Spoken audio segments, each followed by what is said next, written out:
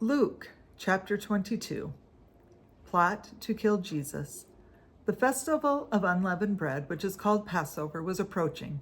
The chief priests and the legal experts were looking for a way to kill Jesus because they were afraid of the people. Then Satan entered Judas, called Iscariot, who was one of the 12. He went out and discussed with the chief priests and the officers of the temple guard how he could hand Jesus over to them. They were delighted and arranged payment for him. He agreed and began looking for an opportunity to hand Jesus over to them, a time when the crowds would be absent. Disciples prepare for the Passover. The day of unleavened bread arrived when the Passover had to be sacrificed. Jesus sent Peter and John with this task: "Go and prepare for us to eat the Passover meal." They said to him, "Where do you want us to prepare it?" Jesus replied, "When you go into the city, a man carrying a water jar will meet you. Follow him to the house he enters.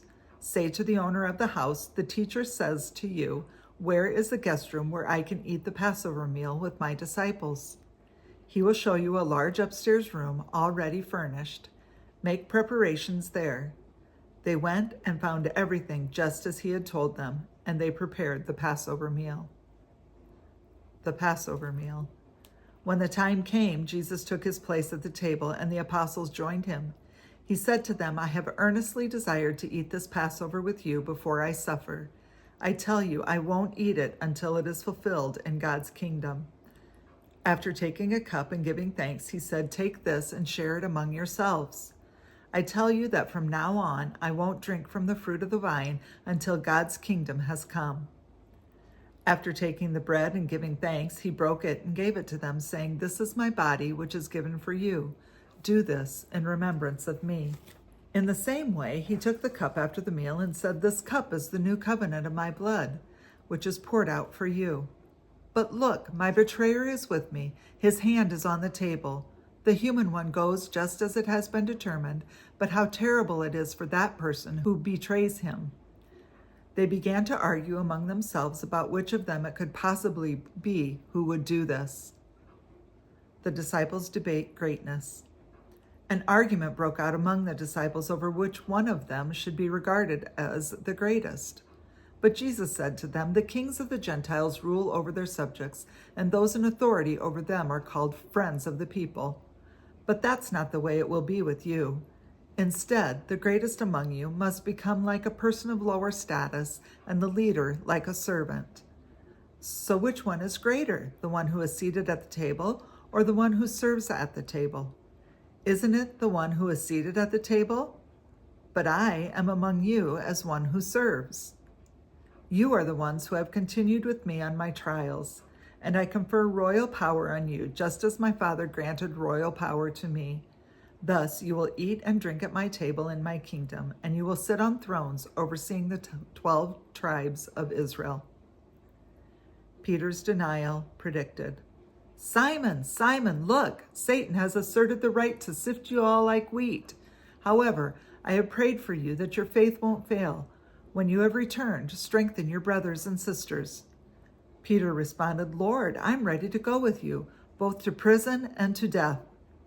Jesus replied, "I tell you, Peter, the rooster won't crow today before you have denied 3 times that you know me." Call for preparedness.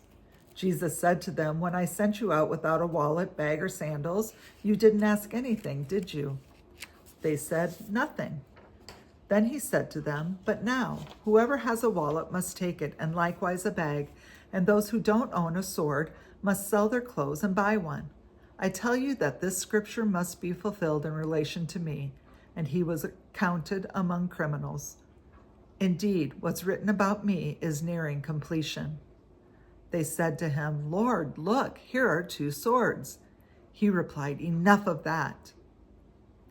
Jesus in prayer. Jesus left and made his way to the Mount of Olives, as was his custom, and the disciples followed him. When he arrived, he said to them, "Pray that you won't give in to temptation."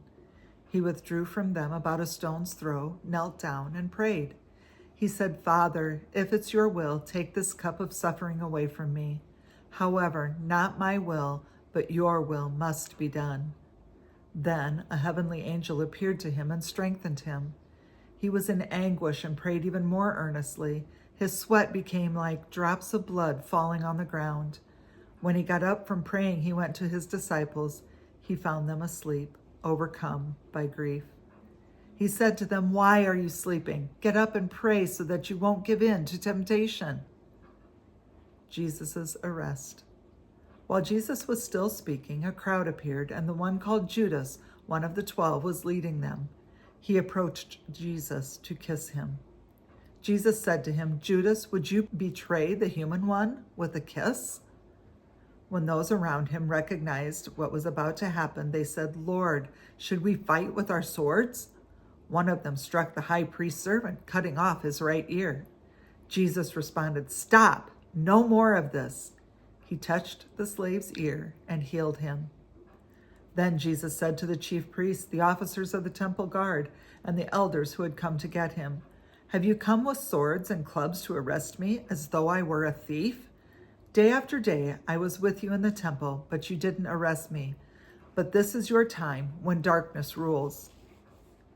Peter denies knowing Jesus. After they arrested Jesus, they led him away and brought him to the high priest's house. Peter followed him from a distance. When they lit a fire in the middle of the courtyard and sat down together, Peter sat among them. Then a servant woman saw him sitting in the firelight. She stared at him and said, "This man was with him too." But Peter denied it, saying, "Woman, I don't know him." A little while later, someone else saw him and said, "You are one of them too." But Peter said, "Man, I am not." An hour or so later, someone else insisted, "This man must have been with him because he is a Galilean too." Peter responded, "Man, I don't know what you are talking about." At that very moment, while he was still speaking, a rooster crowed. The Lord turned and looked straight at Peter, and Peter remembered the Lord's words, "Before a rooster crows today, you will deny me 3 times." And Peter went out and cried uncontrollably. Jesus taunted. The men who were holding Jesus in custody taunted him while they beat him. They blindfolded him and asked him repeatedly, "Prophesy! Who hit you?"